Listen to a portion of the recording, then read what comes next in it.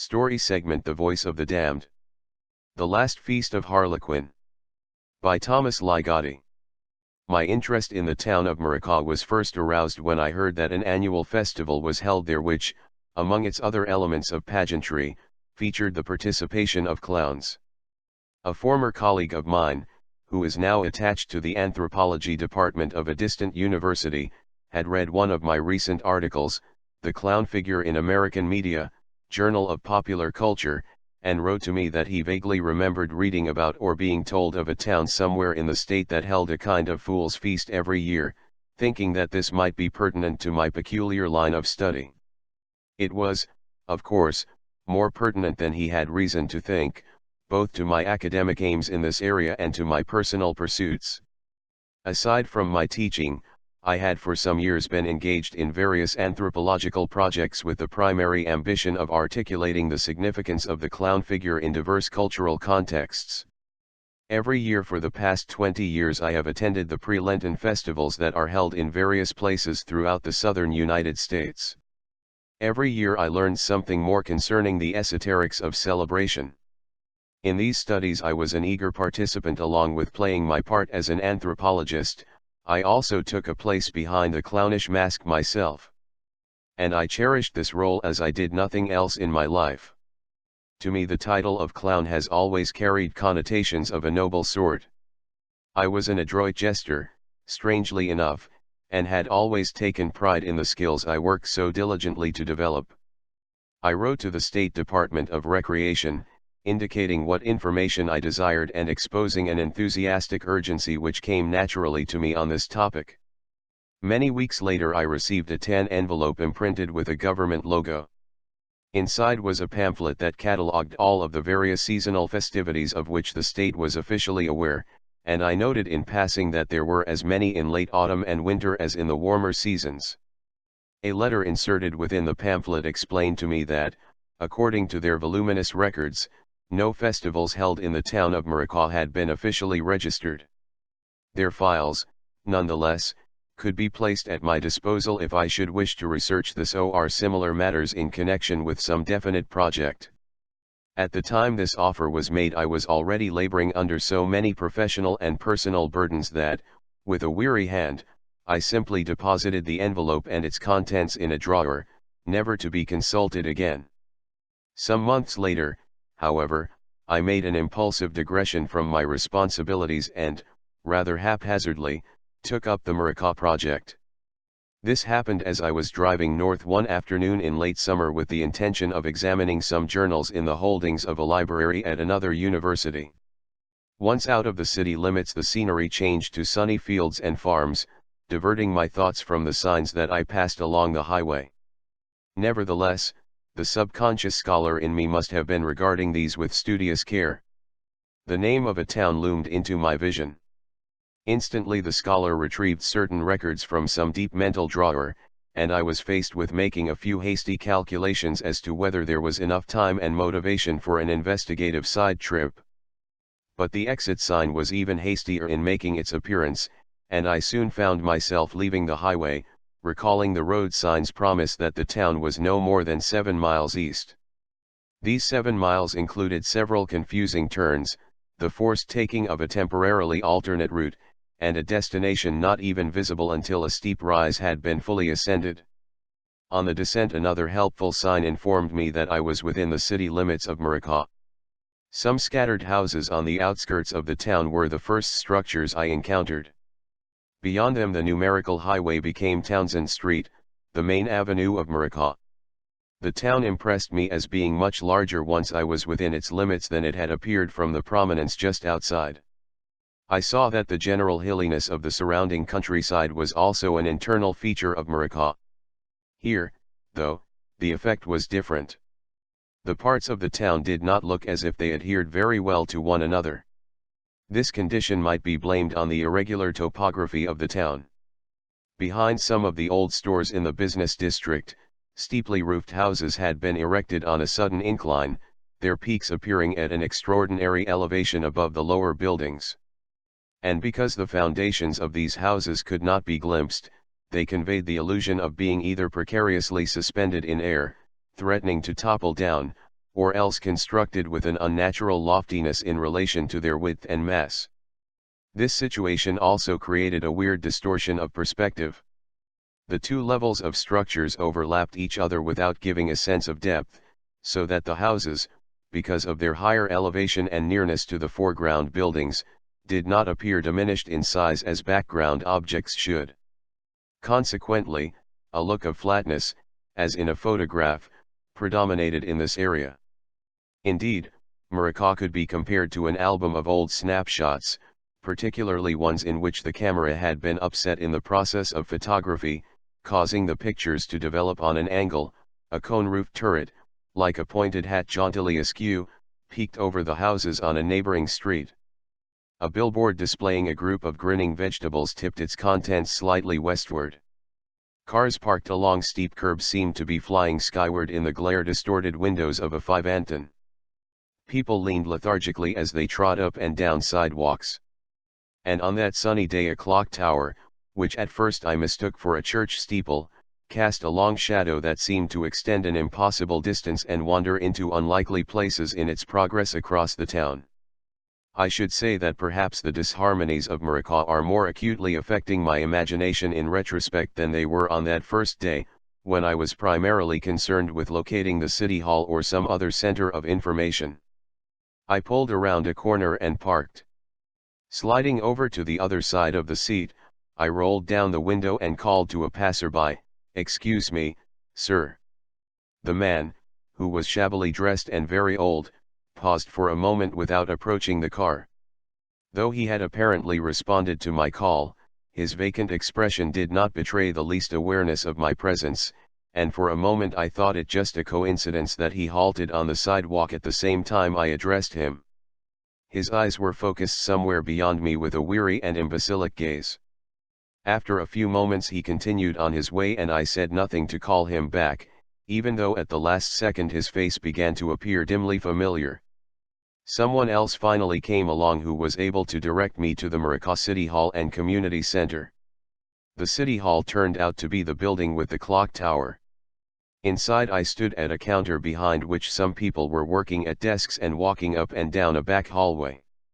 On one wall was a poster for the state lottery, a jack-in-the-box with both hands grasping green bills. After a few moments, a tall, middle-aged woman came over to the counter. "Can I help you?" she asked in a neutral, bureaucratic voice. I explained that I had heard about the festival, saying nothing about being a nosy academic, and asked if she could provide me with further information or direct me to someone who could. "Do you mean the one held in the winter?" she asked. "How many of them are there?" "Just that one." "I suppose, then, that's the one I mean." I smiled as if sharing a joke with her. Without another word, she walked off into the back hallway. While she was absent I exchanged glances with several of the people behind the counter who periodically looked up from their work. "There you are," she said when she returned, handing me a piece of paper that looked like the product of a cheap copy machine. "Please come to the fun," it said in large letters. "Parades," it went on, "street masquerade, bands, the winter raffle, and the coronation of the Winter Queen." The page continued with the mention of a number of miscellaneous festivities. I read the words again. There was something about that imploring little please at the top of the announcement that made the whole affair seem like a charity function. "When is it held?" "It doesn't say when the festival takes place." "Most people already know that." She abruptly snatched the page from my hands and wrote something at the bottom. When she gave it back to me, I saw December 19-21 written in blue-green ink. I was immediately struck by an odd sense of scheduling on the part of the festival committee. There was, of course, solid anthropological and historical precedent for holding festivities around the winter solstice, but the timing of this particular event did not seem entirely practical. If you don't mind my asking, don't these days somewhat conflict with the regular holiday season? I mean, most people have enough going on at that time. It's just tradition, she said, as if invoking some venerable ancestry behind her words. That's very interesting, I said as much to myself as to her. Is there anything else? She asked. Yes. Could you tell me if this festival has anything to do with clowns? I see there's something about a masquerade. Yes, of course there are some people in costumes. I've never been in that position myself. That is, yes, there are clowns of a sort. At that point my interest was definitely aroused, but I was not sure how much further I wanted to pursue it.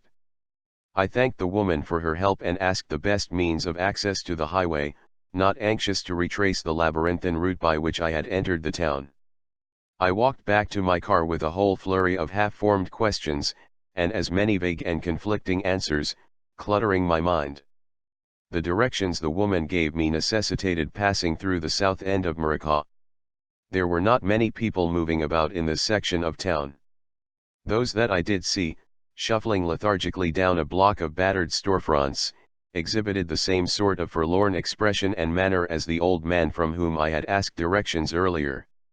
I must have been traversing a central artery of this area, for on either side stretched street after street of poorly tended yards and houses bowed with age and indifference. When I came to a stop at a street corner, one of the citizens of this slum passed in front of my car.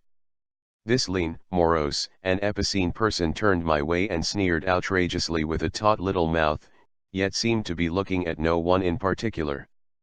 After progressing a few streets farther, I came to a road that led back to the highway. I felt detectably more comfortable as soon as I found myself traveling once again through the expanses of sun-drenched farmlands. I reached the library with more than enough time for my research, and so I decided to make a scholarly detour to see what material I could find that might illuminate the winter festival held in Marikah. The library, one of the oldest in the state, included in its holdings the entire run of the Marikah Courier. I thought this would be an excellent place to start. I soon found, however, that there was no handy way to research information from this newspaper, and I did not want to engage in a blind search for articles concerning a specific subject. I next turned to the more organized resources of the newspapers for the larger cities located in the same county, which incidentally shares its name with Marikah. I uncovered very little about the town, and almost nothing concerning its festival, except in one general article on annual events in the area that erroneously attributed to Marikah a large Middle Eastern community which every spring hosted a kind of ethnic jamboree. From what I had already observed, and from what I subsequently learned, the citizens of Marikah were solidly Midwestern American, the probable descendants in a direct line from some enterprising pack of New Englanders of the last century. There was one brief item devoted to a Marocavian event, but this merely turned out to be an obituary notice for an old woman who had quietly taken her life around Christmas time. Thus, I returned home that day all but empty-handed on the subject of Marikah. However, it was not long afterward that I received another letter from the former colleague of mine who had first led me to seek out Marikah and its festival. As it happened, he rediscovered the article that caused him to stir my interest in a local fool's feast. This article had its sole appearance in an obscure Festschrift of Anthropology Studies published in Amsterdam 20 years before. Most of these papers were in Dutch, a few in German, and only one was in English, The Last Feast of Harlequin, Preliminary Notes on a Local Festival. It was exciting, of course, finally to be able to read the study, but even more exciting was the name of its author, Drive. Raymond Thos. 2. Before proceeding any further, I should mention something about Thos, and inevitably about myself. Over 2 decades ago, at my alma mater in Cambridge, Mass. Thos was a professor of mine. Long before playing a role in the events I am about to describe, he was already one of the most important figures in my life. A striking personality, he inevitably influenced everyone who came in contact with him. I remember his lectures on social anthropology, how he turned that dim room into a brilliant and profound circus of learning. He moved in an uncannily brisk manner. When he swept his arm around to indicate some common term on the blackboard behind him, one felt he was presenting nothing less than an item of fantastic qualities and secret value. When he replaced his hand in the pocket of his old jacket, this fleeting magic was once again stored away in its well-worn pouch, to be retrieved at the sorcerer's discretion. We sensed he was teaching us more than we could possibly learn, and that he himself was in possession of greater and deeper knowledge than he could possibly impart. On one occasion I summoned up the audacity to offer an interpretation which was somewhat opposed to his own regarding the tribal clowns of the Hopi Indians. I implied that personal experience as an amateur clown and special devotion to the study provided me with an insight possibly more valuable than his own. It was then he disclosed, casually and very obiter dicta, that he had actually acted in the role of one of these masked tribal fools and had celebrated with them the dance of the Kachinas. In revealing these facts, however, he somehow managed not to add to the humiliation I had already inflicted upon myself. And for this I was grateful to him. Thassa's activities were such that he sometimes became the object of gossip or romanticized speculation. He was a field worker par excellence, and his ability to insinuate himself into exotic cultures and situations, thereby gaining insights where other anthropologists merely collected data, was renowned. At various times in his career there had been rumors of his having gone native a la the Frank Hamilton Cushing legend.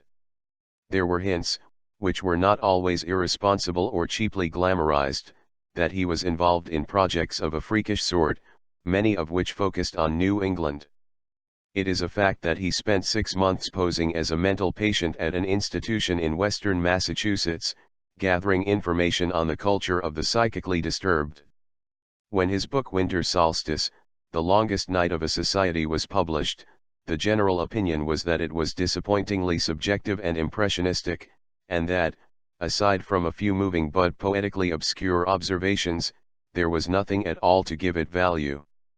Those who defended Thas claimed he was a kind of super-anthropologist, while much of his work emphasized his own mind and feelings. His experience had in fact penetrated to a rich core of hard data which he had yet to disclose in objective discourse. As a student of Thas, I tended to support this latter estimation of him. For a variety of tenable and untenable reasons, I believed Thas capable of unearthing hitherto inaccessible strata of human existence. So it was gratifying at first that this article entitled The Last Feast of Harlequin seemed to uphold the Thas mystique, and in an area I personally found captivating. Much of the content of the article I did not immediately comprehend, given its author's characteristic and often strategic obscurities. On first reading, the most interesting aspect of this brief study, the notes encompassed only 20 pages, was the general mood of the piece. Thassa's eccentricities were definitely present in these pages, but only as a struggling inner force which was definitely contained, incarcerated, I might say, by the somber rhythmic movements of his prose and by some gloomy references he occasionally called upon. 2 references in particular shared a common theme. One was a quotation from Poe's The Conqueror Worm, which Thas employed as a rather sensational epigraph. The point of the epigraph, however, was nowhere echoed in the text of the article save in another passing reference. Thas brought up the well-known genesis of the modern Christmas celebration, which of course descends from the Roman Saturnalia. Then, making it clear he had not yet observed the Marika festival and had only gathered its nature from various informants, he established that it too contained many, even more overt, elements of the Saturnalia. Next he made what seemed to me a trivial and purely linguistic observation, one that had less to do with his main course of argument than it did with the equally peripheral Poe epigraph. He briefly mentioned that an early sect of the Syrian Gnostics called themselves Saturnians and believed, among other religious heresies, that mankind was created by angels who were in turn created by the Supreme Unknown. The angels, however, did not possess the power to make their creation an erect being, and for a time it crawled upon the earth like a worm. Eventually, the Creator remedied this grotesque state of affairs. At the time I supposed that the symbolic correspondences of mankind's origins and ultimate condition being associated with worms, combined with a year-end festival recognizing the winter death of the earth, was the gist of this Thascian insight, a poetic but scientifically valueless observation. Other observations he made on the Marika festival were also strictly etic. In other words, they were based on second-hand sources, hearsay testimony. Even at that juncture, however, I felt Thos knew more than he disclosed. And, as I later discovered, he had indeed included information on certain aspects of Muraka suggesting he was already in possession of several keys which for the moment he was keeping securely in his own pocket. By then I, too, possessed a most revealing morsel of knowledge. A note to the Harlequin article apprised the reader that the piece was only a fragment in rude form of a more wide-ranging work in preparation. This work was never seen by the world. My former professor had not published anything since his withdrawal from academic circulation some 20 years ago. Now I suspected where he had gone. For the man I had stopped on the streets of Muraka and from whom I tried to obtain directions, the man with the disconcertingly lethargic gaze, had very much resembled a superannuated version of Drive. Raymond Thos.